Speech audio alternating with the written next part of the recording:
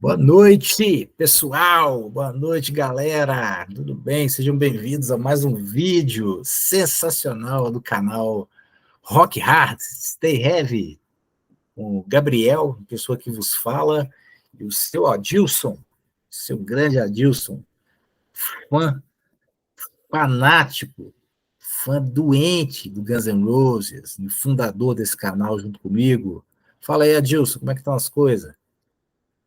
Beleza, Gabriel? Tamo aí, cara, É, pra falar dessa banda aí que a gente gosta tanto, né, cara? Uma banda que teve um sucesso que é inexplicável, né? Assim, pelo tanto que a banda ofereceu para os fãs, né?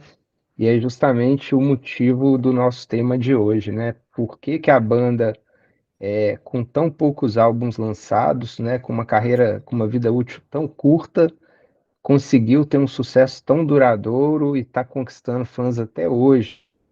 É uma coisa que eu queria entender melhor, porque tem outras bandas que lançaram poucos álbuns e também conseguiram manter um sucesso duradouro, por exemplo, The Doors, Nirvana, mas no nível do Guns N' Roses, eu acho que com tão pouco álbum assim é inédito, viu, cara? E se te pergunto o porquê disso, o que que você acha disso? não, pois é, assim, Guns N' Roses, cara, não é. Eu não acho que Guns N' Roses tem as maiores músicas de todos os tempos, tanto porque, assim, eles não duraram tanto que os Rolling Stones durou, não duraram mesmo tanto que outras bandas durou. Mas eu acho que eles são uma banda ímpar, ímpar. Não dá para comparar o sucesso do Guns N' Roses com nada, porque a força que eles têm é a força de uma banda consagradíssima do rock. A força de um. Vou chutar aqui de um Queen, será que é a força de um Queen? Não dá para comparar, né? São propostas meio diferentes, mas a força que o Guns N' Roses tem, cara, é uma força. Eu pedi Eu até diria que falaria. tá, eu diria que tá nesse patamar, sim, cara. Tá nesse Não, patamar das grandes bandas aí, sem dúvidas. não, em termos de bandas consagradas, eu acho que ele pode bater de frente hoje em dia com Led Zeppelin. Que é assim, comparar universos diferentes também é um negócio meio complicado, mas eles são uma banda É. totalmente ímpar. No, Sim, assim, ao mesmo tempo eu falei coletânea, assim, música, se a gente for pegar, eles podem não ter as melhores músicas, tanto que eles não lançaram tantos álbuns, não seria uhum. o melhor greatest hits de todos os tempos, mas será que ao mesmo tempo não seria? É isso que eu penso, é isso que é impressionante. Será que não? Eu Em falei assim, que termos não seria, mas de. ao mesmo tempo quase seria. Porque o É, tanto de músicas excepcionais que esses caras lançaram, com poucos álbuns, é isso que eu queria dizer. pois é.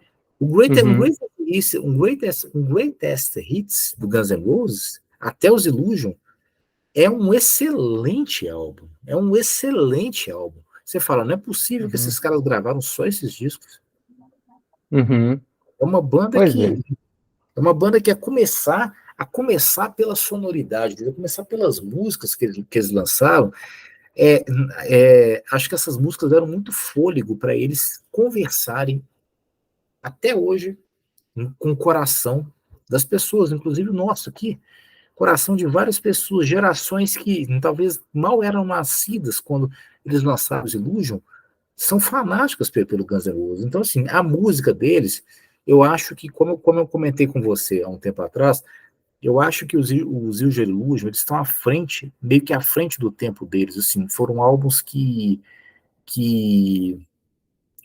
conseguem ainda conversar com, com a geração seguinte, né? São músicas que, Uhum, algumas músicas lá ficaram imortais. November Rain, Stranger, e podemos pegar outras. Mas será que é aquela coisa que a gente fala? Será que não? A única coisa que faz o Guns ser uma banda. Porque depois dos Illusion, eles não lançaram. Vamos convenhamos, depois dos Illusion, eles não lançaram nada que fosse realmente uma coisa mega popular. O Exodus uhum, lançou o Chinese Democracy, né, que tem gente que ama, tem gente que odeia, tem gente que mais ou menos, mas o Chinese Democracy não popularizou. Então, assim, depois dos é, Illusion, depois de 1991, eles não lançaram nada popular. E é. Ao mesmo tempo, estão lotando estádios, turnês ano após ano, eles falam, vamos fazer uma nova turnê, porque lançou uma única música, Absurd. Aí Absurd poderia ser o título dessa live, né? Desse vídeo. Mas eu, assim, eu não sei dizer, você acha que é só a música deles que façam que eles sejam essa coisa tão mística, tão adorada?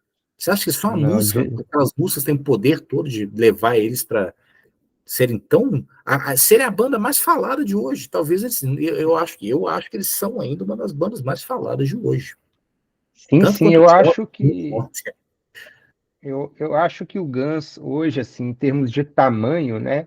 Ele tá na primeira prateleira ali do rock, né, cara? Ele é muito grande, tem muitos ouvintes, tem muitas visualizações no YouTube, tem muitas cópias vendidas, né?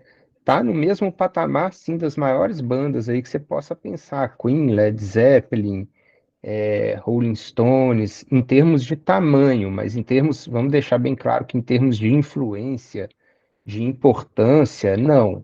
A gente entende que em termos de influência e importância, essas bandas da década de 70, 60 são mais importantes e influentes. Mas o Guns, ele tem um tamanho enorme, por quê? Porque ele conseguiu conversar com as novas gerações, né? E eu acho assim, não é só a música, respondendo a sua pergunta, né? Acho que a questão da imagem deles e do trabalho visual da banda também conta muito, assim, do jeito, das personalidades, né? Ali você vê que cada membro, principalmente na formação do Appetite, tinha uma personalidade muito diferenciada, né, cara? Eram pessoas que traziam para a banda um carisma. Todos eles traziam um carisma, cada um no seu jeito, né? Você tinha o Easy lá, que ele era mais discreto, mas ele tinha o carisma dele, meio a lá Ron Wood, do Rolling Stones, assim, um cara mais pacífico, mais tranquilo, trazia esse lado para a banda, ele era despojado na forma de vestir. Tinha o Steven Adler, que era porra louca total, né, cara? O Duff trazia aquela influência do punk rock, né, cara? O carisma do punk. O Slash e o Axl não precisa nem falar, né, cara? O Axl, cara, ele é problemático, ele era inconsequente, ele fez um monte de coisa errada, mas isso também contribuiu para formar a persona dele e fazer com que ele fosse tão cativante às pessoas. Ele é aquela coisa, né, cara? Muita gente gosta e muita gente odeia, mas ninguém passa ileso, né? Assim, é indiferente ao Axl Rose. E o Slash, cara, o Slash é talvez o guitarrista assim atualmente mais icônico, né? Eu consigo ver que talvez o Hendrix, né, seja mais icônico do que o Slash, mas hoje em dia, hoje em dia é o Slash, cara, em termos de ser icônico, de ser conhecido, né? Então, além disso tudo, vou me estender um pouquinho mais aqui, viu, se você não se importar, mas qualquer coisa você me fala. Eu acho que o Guns fez um sucesso tão estrondoso na época que isso marcou muita gente. E essas pessoas que ficaram marcadas por esse sucesso, elas passaram isso para os filhos. Então o Guns conseguiu ter essa renovação de público. Ele consegue conversar com as novas gerações, porque às vezes isso passa de pai para filho, né? A questão do trabalho de arte do Guns também eu acho que é muito importante para angariar novos fãs, né? Eles, se você vê o Instagram deles, eles têm vídeos bem bacanas, litografias, os desenhos são muito legais, né? Eles exploram muito a questão das caveiras, então eu acho que isso daí também ajuda nesse processo aí. Mas ainda é um pouco misterioso a banda conseguir manter-se no topo sem lançar nada, né, cara? Lançou duas músicas, que era Absurd e Hard School, só que são músicas que não são tão fortes, né? Eu aprendi a gostar dessas músicas, mas assim, em comparação com as antigas, elas não são tão fortes. Não são tão fortes. Não Mas, são tão. e foi tudo que a banda lançou, né? Tá para lançar agora talvez mais músicas aí, vamos ver como é que vai ser. Mas nessa toada, é perigoso eles nem quererem lançar muita coisa, porque eles já se mantêm lá, né? O problema é esse. O Adilson, e cara, assim, eu vou tentar explicar de uma forma mais ou menos improvisada, mas assim, colocando minha emoção aqui na fala. Por que que eu acho que eles ficaram eternos? Eu posso falar isso porque eu comecei a acompanhar Guns, eu comecei a ficar viciadíssimo em Guns em 92, 1992. Tinha um ano que eles tinham lançado os Illusion. Eu lembro do impacto que esses caras causaram no planeta Terra. Eu fui impactado, eu lembro do impacto, várias pessoas impactadas. Vamos chamar isso de uma bitomania dos anos 90? Não sei, porque eu não Sim, vivi a bitomania, mas assim, a gente vê documentários sobre a bitomania, foi um troço impressionante. Assim, quando eles lançaram os Illusion, a gente lê por biografias, o próprio Slash, quando eles lançaram os Illusion, o Slash resolveu pegar um carro de madrugada, estava saindo de não sei onde, ele resolveu pegar estava de van, desculpa, de limusine. Aí ele falou pro motorista: meu irmão, passa em frente àquela loja lá, loja de disco. Falou que tinha uma galera, mas tinha um estádio de pessoas fazendo fila para dormir, para comprar os Use Your Illusion no dia seguinte que ia lançar. Fazendo fila na porta da loja. Assim, eu lembro disso. o que aconteceu? Inclusive, dizem que o Donald Trump era um desses caras. Sério, cara? Que o Donald Trump era fã de Guns e entrou na fila para comprar os Illusions. E você sabia que o Axl Rose pegou como é que é? Ele, quando o Trump entrou no poder, o Axl Rose, tipo assim, Não, o pegou Axl uma Rose é crise. totalmente contra ele, é Não, tem totalmente contra. Porque aquela música lá do Look at the, aquela Civil War que ele fez, né? Ele trocou aquela letra Look what the Trump is feeling. sim, sim, Aí, o Axl Rose ficou esquerdista, né, depois que ele ficou mais velho. E ele pegou no pé do Trump. Tinha uma música lá que uma vez ele, acho que era a própria Civil War, que ele fez um boneco do Trump lá também no palco e achincalhou o boneco. É, não pegou no sabia. pé mesmo, cara. Mas E assim, tem outra coisa sobre essa questão da fila aí dos Illusions. O Slash, ele trabalhava lá na Capitol Records e ele vendia lá, ele trabalhava como, acho que era vendedor ou alguma outra função lá qualquer. E aí ele falou que o dia que ele passou lá e viu essa fila para comprar o CD dele, ele achou surreal, né, cara? Porque há pouco tempo ele é, era um é, funcionário lá dentro e agora ele era o artista, né, cara? show de bola. Então, foi surreal isso daí. Na época, as lojas elas ficavam abertas, elas abriam meia-noite só para vender os lançamentos, né? Então, Isso aquelas mesmo. filas aconteciam à meia-noite, cara. E Uhum. era um evento, essa dos Illusions aí, dos maiores, assim, eventos da indústria fonográfica, né, cara?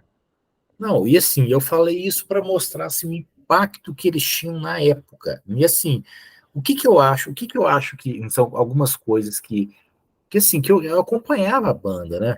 Eu, assim, algumas coisas que mexiam com a galera. Primeiro, o impacto das músicas, que poderiam não ser a melhor coisa do mundo, assim, de todos os tempos, assim, porque você compara com, você compara um disco daquele com as melhores coisas que você já conheceu, né, para falar, porque é a banda mais perigosa de todos os tempos, tinha essa popularidade explosiva, você vai comparar com a segunda melhor coisa do mundo aí, né, para dar um devido lugar na escala de valores, né?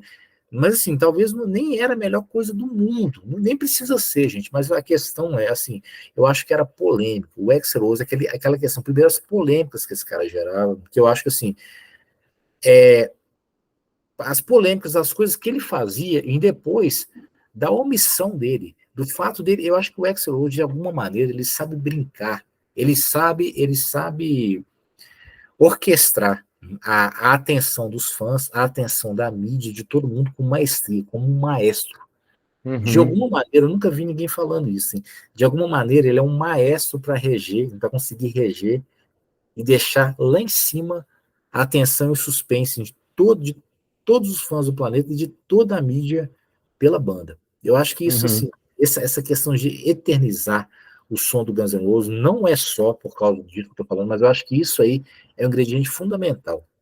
Nos Illusion Uhum. ele começou a ficar cada vez mais recluso, recluso com mistos de polêmica, assim, naqueles shows. Muita gente já deve ter assistido aqueles shows que estão no YouTube hoje, que vazaram, da turnê dos Illusion, aquelas declarações que ele fazia no meio das músicas. Que é isso, meu irmão? Que outro É, vocal, que outro frontman que vocês conhecem que faziam declarações como aquelas? São declarações raivosas, né? São declarações assim, são declarações politicamente incorretas para falar são educadamente. São declarações polêmicas, polêmicas contundentes, né, cara? e perfeitas. Assim, eu posso ser fã, posso não que eu sou, mas assim, perfeitas, assim, porque o cara, igual eu falei com você aquele dia, o cara é quase um poeta no seguinte sentido de saber o que falar. As frases dele tinham todas essas falas dele no palco. As frases dele algumas eram nervosas, outras não, mas elas assim, falavam um pouco e tinha uma densidade de influência. É, Eu, se eu ficasse um ano tentando escrever um texto daquele, eu não ia conseguir. Falar que se eu toma as esse texto aqui, eu palavras, fico escrevendo, não ia ficar tão bom. E o cara falava isso na hora. espontaneamente, né, cara? As palavras deles eram cortantes, as palavras dele, né? Portanto, Quase tudo que ele falava era contundente, né? Ele não isso. falava muito, mas quando ele parava para falar, todo mundo parava para ouvir, né? Os discursos que ele fazia no palco eram impressionantes, assim, todos eles eram muito impactantes, eu acho que o termo é esse. E E assim, se você fosse isso pegar faz uma parte. tesoura, se você fosse pegar uma tesoura para recortar a tensão, o clima, o nível de tensão das pessoas deviam estar num show, vendo que o Exo estava falando numa época dessa, num show desse, o nível da tensão, ou, do, ou da atenção que as pessoas estavam vendo, você ia conseguir recortar o ar, se pegar com a tesoura para recortar o ar. Porque Uhum, esse é um negócio assim, sensacional, era uma coisa dele, né? Era uma coisa de gênio. Estou para dizer de gênio por quê? Porque eu não tenho exemplos paralelos na história da música para pegar um outro exemplo assim, igual a essa, sim. esse, a essa, a esse personagem polêmico que o cara sempre É. foi, de O que falar mais se pouco. aproxima, assim, a meu ver, é o Jim Morrison, né, cara? Eu acho que o Jim Morrison do The Doors, ele era bem parecido nesse sentido, assim, é o que mais se aproxima Uhum. dessa personalidade do Axl, né, cara? De ser tão contundente e tão incisivo, né? Mas com certeza isso daí contribuiu demais para a aura da banda, para a mística, para criar essa aura de banda mais perigosa do mundo e tudo mais, né? Isso trouxe tanto coisas boas, como trouxe também coisas ruins, essa personalidade dele, né, cara? A gente sabe das várias tragédias que aconteceram, né? St. Santo Louis Luís, né? Santo Luís. é a Foi por causa de principal, uma né, cara? falha dele, foi por causa desse jeito espontâneo, né? Que ele levou Santo Luís a cometer aquele motim, né? Aquele motim. Exatamente, exatamente. Eu acho que essas Acon- coisas. Fala. Teve também, se eu não me engano, um show junto com o Metallica, acho que em Montreal, não sei se foi em Montreal, no Canadá, que foi quando o James Hetfield ele queimou. E aí o Guns tinha que suprir essa falta do Metallica, no caso, sabe? Porque E o não Metallica supriu.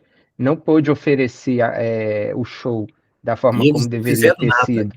E o Guns não E fez o nada. Exo não quis, ele atrasou, depois ele falou que ele fica inseguro no palco, né? Ele diz que o motivo dos atrasos dele é uma insegurança que ele sente, que ele tem que se preparar para o show. E ele realmente ele era muito inseguro e perfeccionista, né, cara? Mas nada justifica, né, tamanho atraso que tinha. E nesse show específico ele atrasou novamente, fez um show pequeno e aí o pessoal ficou em polvorosa e aí foi mais um motim, né? E tudo isso vai contribuindo para a mística da banda, né? São fatos ruins que vão contribuindo para a mística da banda também. Teve também um show em 88 no Monsters of Rock, Donington, eu acho, que inclusive o Iron Maiden era o headliner, né? E aí nos bastidores o Axl fez declarações polêmicas contra o Iron Maiden, contra o Kiss. Na verdade, não foram declarações contra, foram só opiniões dele, mas opiniões assim que mexem com o brio dos fãs das outras bandas, né, cara? Ele falou que o Iron Maiden, para ele, parecia como uma organização política e não rock and roll, entendeu? E aí, muita gente ficou chateada com essas declarações aí. E ele falou que queria ser o mais diferente possível do Kiss. E de fato, ele queria isso, porque quando teve o Appetite for Destruction na gravação, o Paul Stanley, ele quase foi produtor do Appetite for Destruction. Ele procurou o Guns para tentar ser produtor do Appetite for Destruction.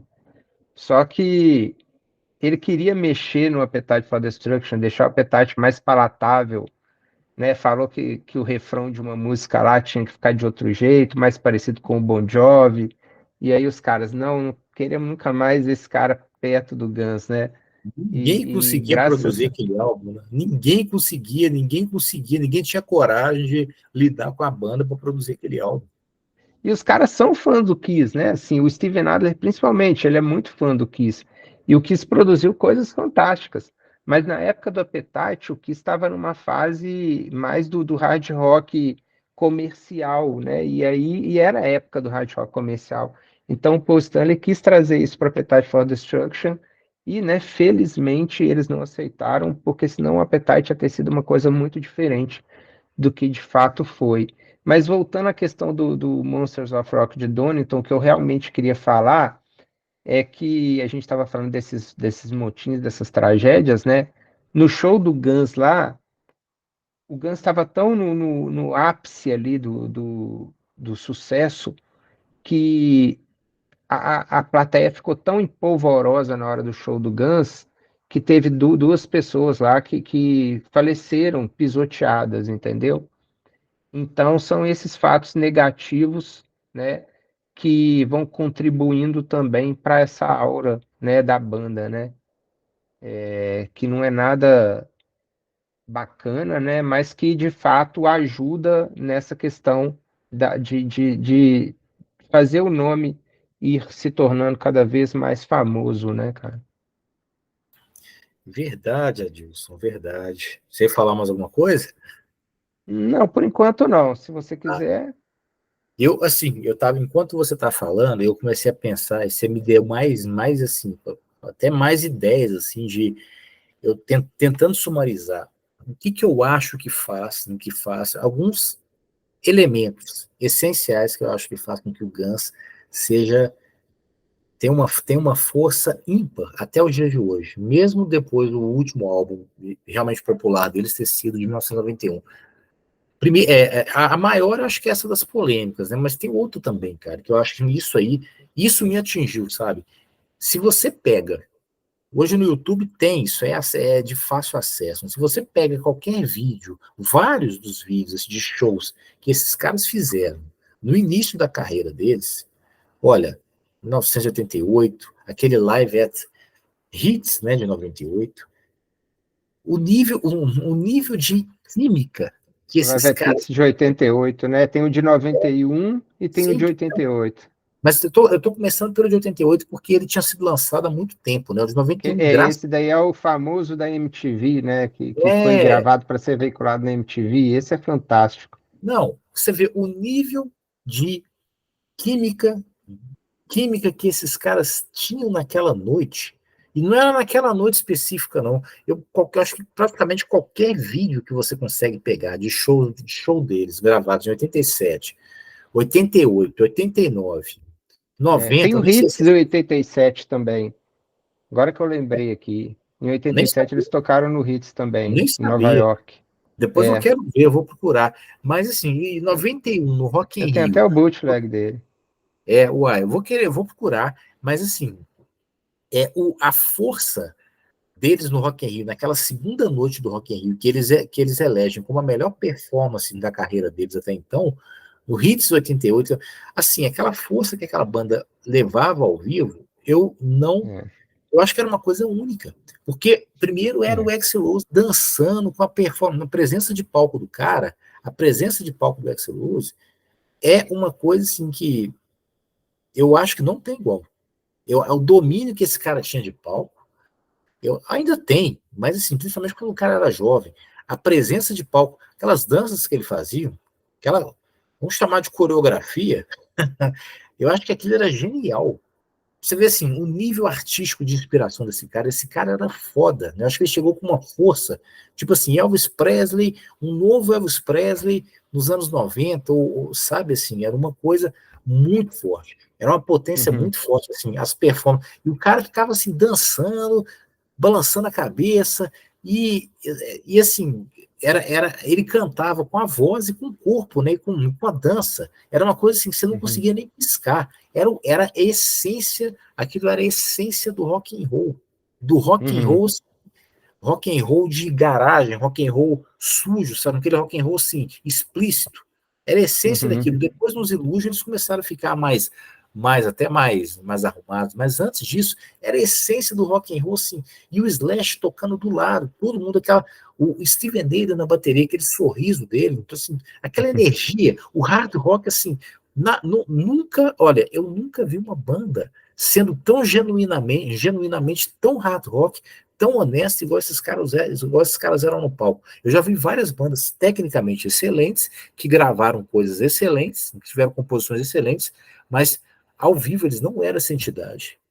E eles eram, e só isso aí já faz com que esses caras eternizem aqui no meu coração, sabe? Eu acho assim, eles conseguem entregar hoje, tirando a voz do Axl Rose, né, que claro, a gente nem precisa falar da voz dele, mas eu acho que hoje eles conseguem entregar algo próximo ao que eles faziam nesses shows. Tô falando sem considerar a voz do Axl Rose, né? Que o cara é um senhor. Mas isso aí, Sim, eu sim. acho que isso foi um Big Bang, assim, que marcou. Ninguém fez isso da forma que eles fizeram. Isso é um dos fatores responsáveis por ter eternizado eles, assim, no coração dos fãs. Eu acho que quem assiste um show desse hoje, pega um show desse no YouTube, vai ficar impressionado. Uma coisa é essa, outra coisa são as polêmicas, outra coisa é essa arte do Axl Rose de maneira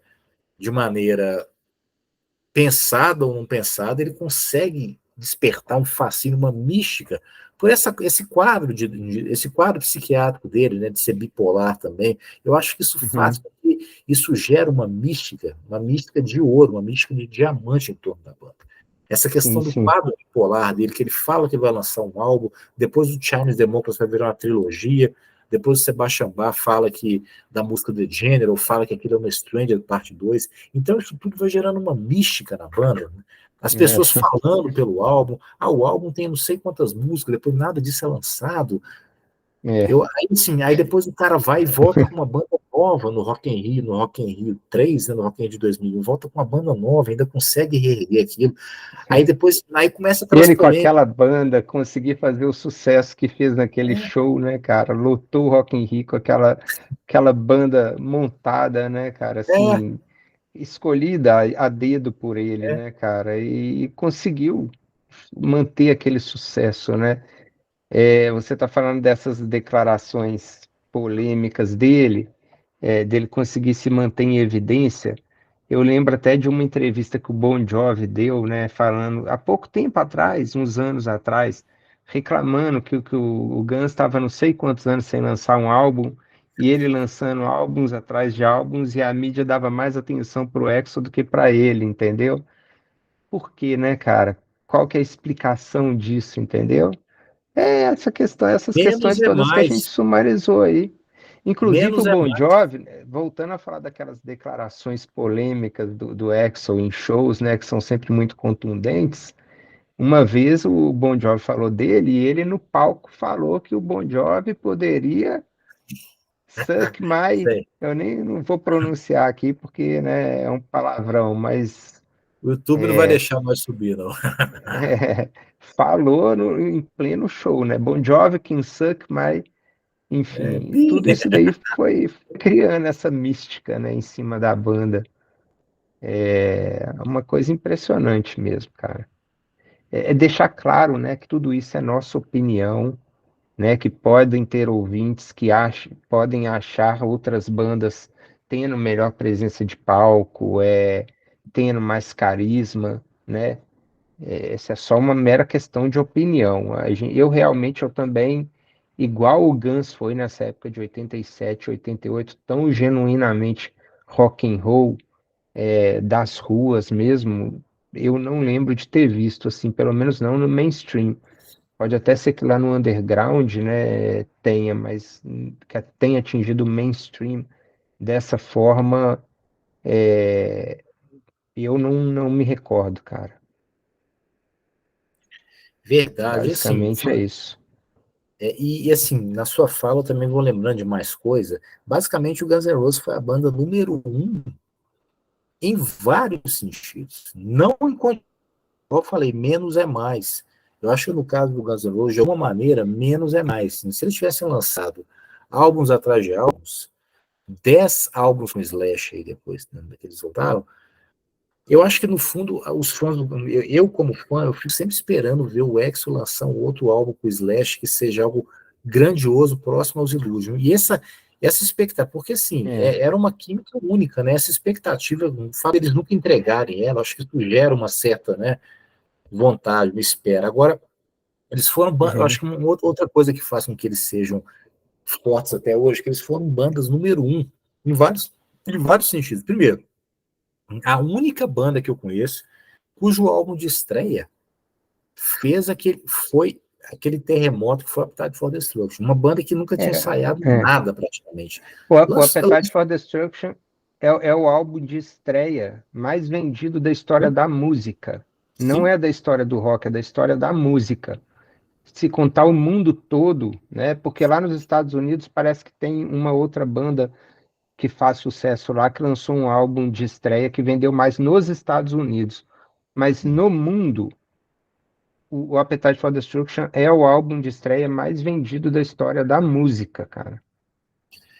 então, os Então, caras não eram isso é um normais, não. Os marco. caras tinham problemas, algum tipo de problema, que os caras para conseguirem lançar um álbum de estreia. A banda, assim, acabou. O primeiro esquenta da banda.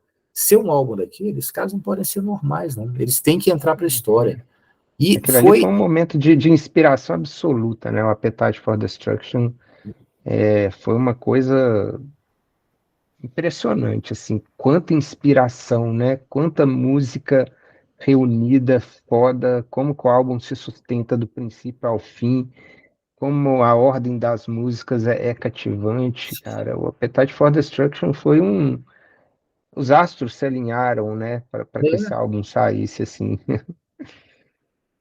Eles se exato, e assim, alinharam. a inspiração deles estava tão alta que muita coisa não coube lá, né? Muita coisa dos Illusion, entre as melhores faixas dos Illusion são coisas que eles compuseram no Pop Tide. Então, assim, teve Sim, esse sim. ápice, teve esse ápice que eles foram número um nesse quesito, foram número um depois um pouquinho também. Vamos lá para frente. Os Illusion, que é aquela polêmica que a gente até falou no vídeo anterior, 4 LPs. 4 LPs, ou então 2 LPs duplos. Cara, nenhuma banda, nenhuma banda jamais fez uma coisa dessa. 4 LPs de músicas inéditas. Não era assim, coletânea, junto com extra, junto com ao vivo, não, músicas inéditas. Imagina a força disso numa legião 30 de fãs. músicas no total. 32, né? 30 e tantas. Imagina É isso com 30, uma 30. legião. 30. Isso com uma legião de fãs É, ao redor do mundo, enlouquecidos.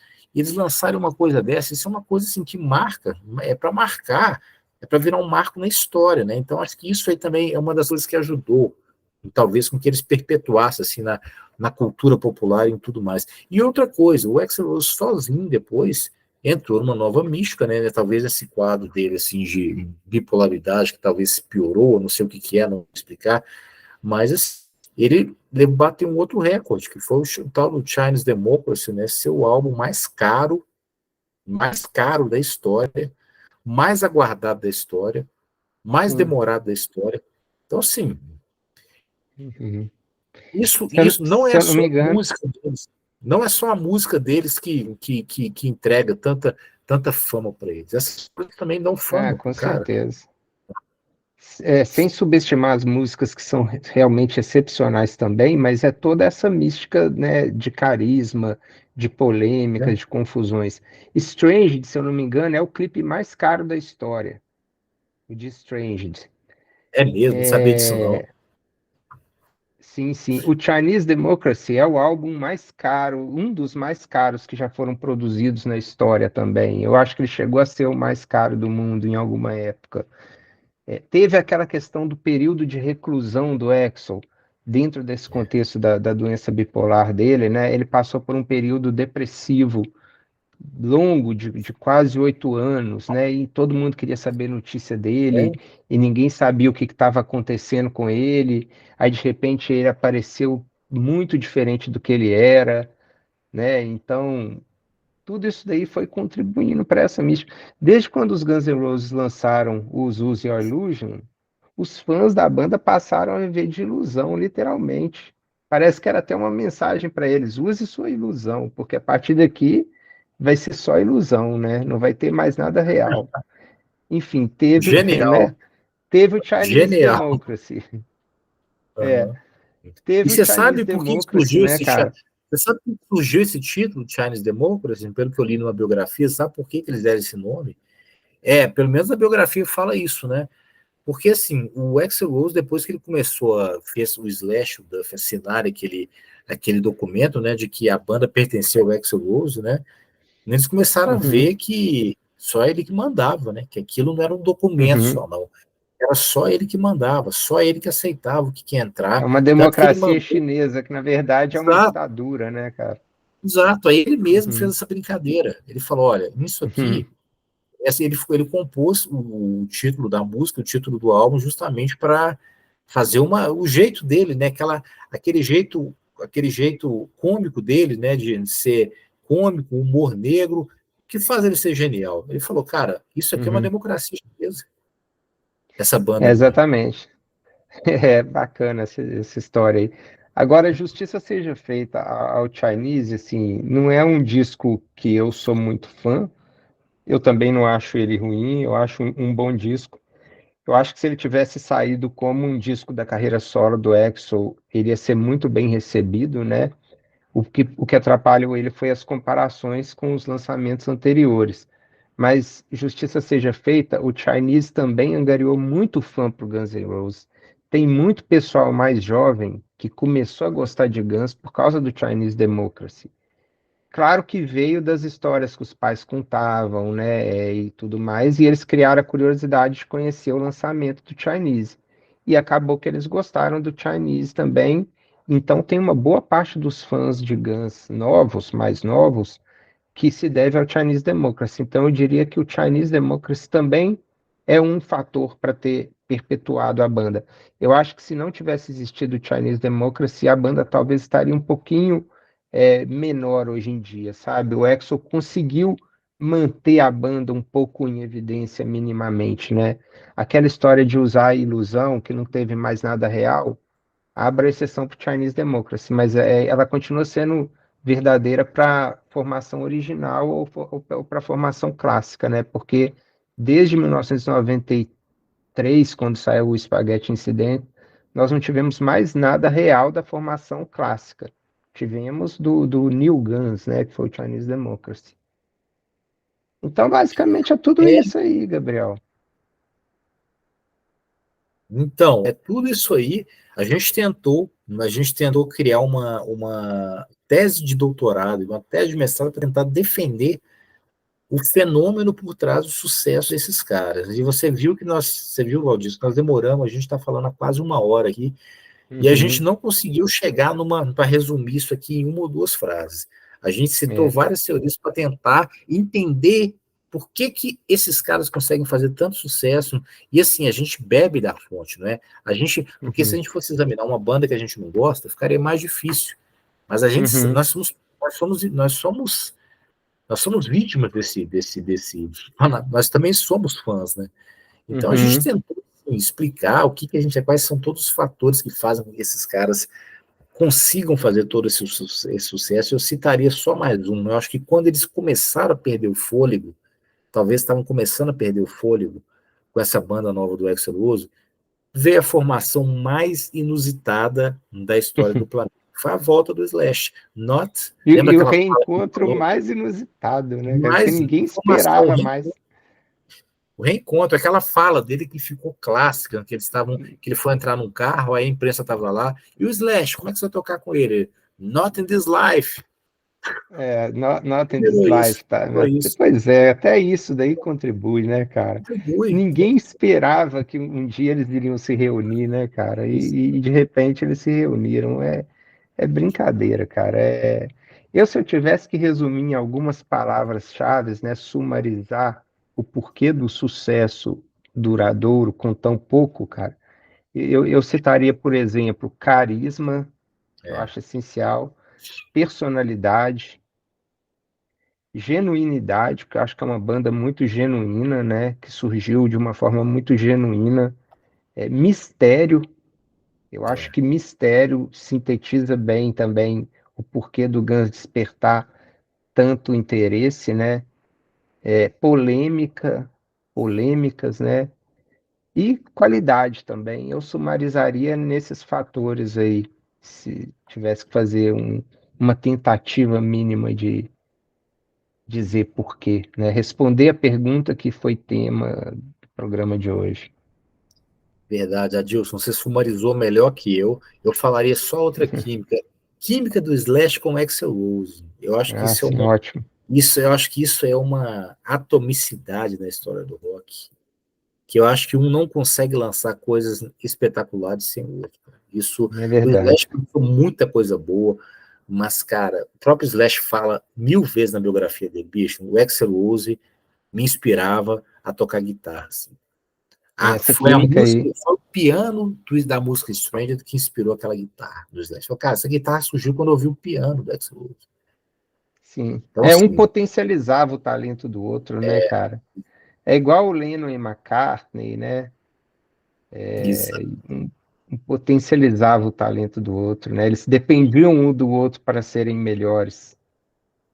É perfeito. naquilo que a soma dos fatores é maior do que o resultado, né? Bem Matemático, no caso. bem maior. A soma, o grupo é bem maior que as partes individuais, não tenha dúvida. Não tenha Isso, dúvida. exatamente, Tanto cara. que em 2023 nós estamos explorando para os caras lançarem, Slash e Exos lançarem músicas novas, porque é o Slash que está lá, né? Uhum. Então, essa banda fantástica, que está aqui até hoje, que virou tema do nosso vídeo aqui, Guns N' Roses, né? A gente tentou fazer um estudo que eu acho que é um estudo que talvez é só para os historiadores mesmo, daqui a 10, 20 anos, tentar explicar que isso aconteceu, porque nós somos fãs, nem a gente consegue explicar direito. Nosso coração tá, nosso coração tá totalmente nessa jornada, né, Adilson? É isso aí, Gabriel. Acho que por hoje é só, né? A gente pode partir para o final do programa. Acho que ficou bem claro, né? Você tem mais alguma coisa aí que você quer acrescentar? Tenho não, meu caro. Eu achei sensacional. Falamos, acho que já tá tudo registrado aqui. Acho que por hoje tá bom. Vamos partir para uma próxima depois, hein, Adilson? Uma próxima gravação aí. É isso aí, então. Então, até mais para os ouvintes. Obrigado por quem nos acompanhou até o final. E é isso aí. Abraço a todos aí. Valeu, pessoal. É nóis.